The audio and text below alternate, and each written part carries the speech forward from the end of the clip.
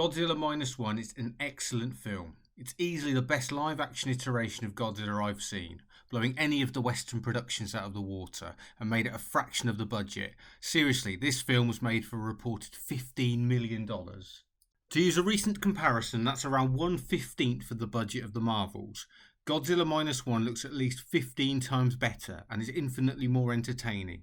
Director Takashi Yamazaki masterfully blends the horrors of war with the raw power of Godzilla, creating a cinematic experience that is both terrifying and thought-provoking. Godzilla Minus One looks and sounds fantastic. See this at the cinema if you can, preferably on the biggest, loudest screen you can find.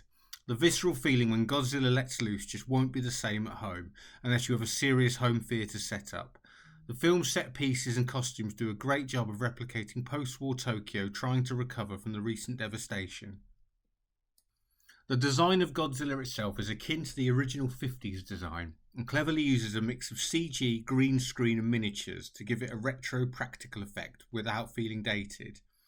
This effect looks much better than most modern exclusively CGI films like the ones Marvel churn out.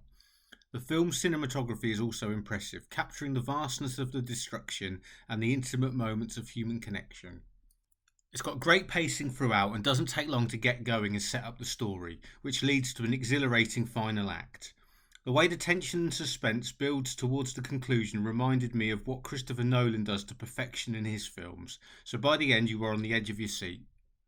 The large action set pieces are interwoven with a grounded human story about a shamed kamikaze pilot who is trying to get his life back together after the war, which reflects the state of Japan in the aftermath of World War II. The main character Koichi and his motivations are well written and fleshed out with a supporting cast of likeable and endearing characters. Another highlight is that it's refreshingly message free.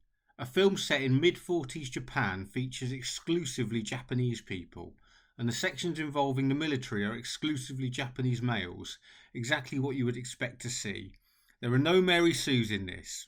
There are two good female characters, but they work naturally into the story. They are not unrealistic, strong female characters doing things that would be completely unheard of in this era. Every character in this feels organic and accurate, even when you have a skyscraper-sized monster wreaking havoc in the background. The writers here, in line with typical Eastern productions, have not had any agenda rammed down their throats with messaging or casting. Takashi Yamazaki has been allowed to tell the story he wanted to, and it pays off dividends when everything feels natural.